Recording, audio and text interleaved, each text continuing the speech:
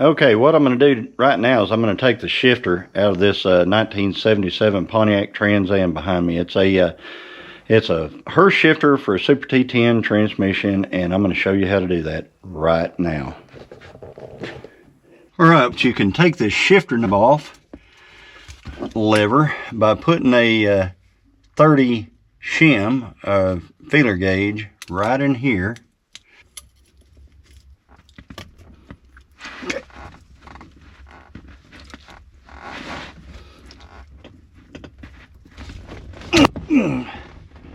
There you go, got it out. All right, I got this out and I wanted to show you what's going on.